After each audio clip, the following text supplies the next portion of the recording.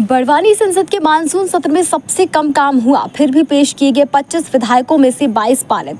गजेंद्र सिंह पटेल। आज बुधवार को खरगोन बड़वानी लोकसभा सांसद गजेंद्र सिंह पटेल ने बड़वानी जिला मुख्यालय पर प्रेस कॉन्फ्रेंस कर कहा कि संसद में मानसून सत्र हंगामेदार रहा। मणिपुर मामले पर चर्चा की मांग को लेकर विपक्ष के हंगामे के बीच शुरुआती कई दिनों तक संसद नहीं चली। हालांकि इसके बाद भी दिल्ली सेवा विधेयक, डेटा संरक्षण विधेयक और अन्य कई महत्वपूर्ण विधेयक इस सत्र में पास हुए। कुल मिलाकर इस सत्र में 22 विधेयक पारित किए गए।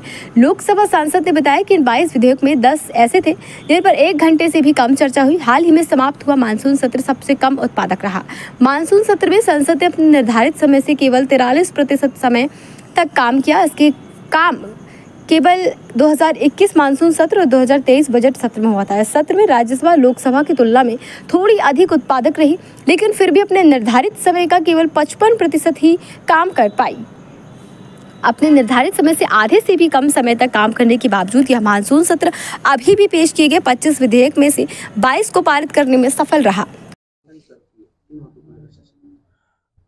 आज मैं एक तो लोकसभा का जो सेशन समाप्त हुआ है, ये लोकसभा का सेशन काफ़ी अच्छा रहा है, परंतु विपक्ष के द्वारा काफ़ी हंगामा भी किया गया है।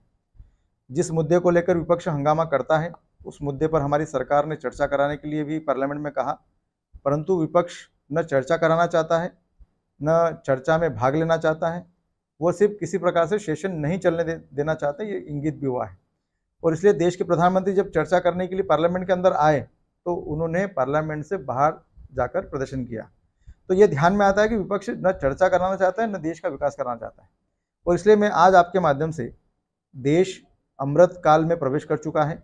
अमृत काल में प्रवेश करने के साथ में देश 2047 तक कैसा विकसित भारत होगा, आत्मनिर्भर भारत होगा, उसकी शुरुआत देश के प्रधानमंत्री मोदी जी के नेतृत्व में हो गई। और इसलिए इस बार के पार्लियामेंट में हमने बहुत अच्छे विधेयक को पास भी किया है हंगामे के बाद में। इसमें प्रमुख विधेयक है राष्ट्रीय राजधानी क्षेत्र दिल्ली सरकार संशोधन विधेयक है। इसमें डिजिटल व्यक्तिगत डाटा संरक्षण विधेयक 2023 है। इसमें मध्यस्थता विधेयक 2023 एक महत्वपूर्ण बिल है। इसमें अनुसंधान राष्ट्रीय अनुसंधान फाउंडेशन विधेयक है। तटीय जल कृषि प्राधिकरण का एक संशोधन विधेयक है और राष्ट्रीय नर्सिंग मिडवाइफ आयोग विधेयक 2023 है। इसके साथ में अन्य और भी महत्वपूर्ण विधेयक जो हमारी सरकार ने पास किए हैं। बस कुल मिला के मेरा ऐसा कहना है कि इतना विरोधाभास होने के बाद भी हमारी केंद्र की सरकार ने बहुत सारे विधेयक जनता के हित में पास किए हैं, जो जनता की सेवा के लिए, जनता के हित के लिए और जनता के हित करके जनता आत्मनिर्भर खड़ी हो, ऐसे कई संशोधन जनता की सेवा के लिए विधेयक पास किए हैं। और आपके माध्यम से ये विधेयक जनता के बीच में जाएं।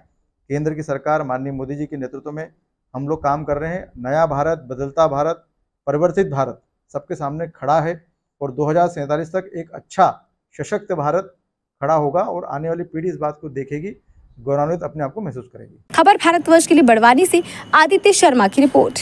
अपने शहर, अपने प्रदेश की ताज़ा खबरों के लिए लाइक करें, शेयर करें, सब्सक्राइब करें और हाँ, बेल आइकन दबाना ना भूलें, क्योंकि खबर हमारी, फैसला जनतंत्र का।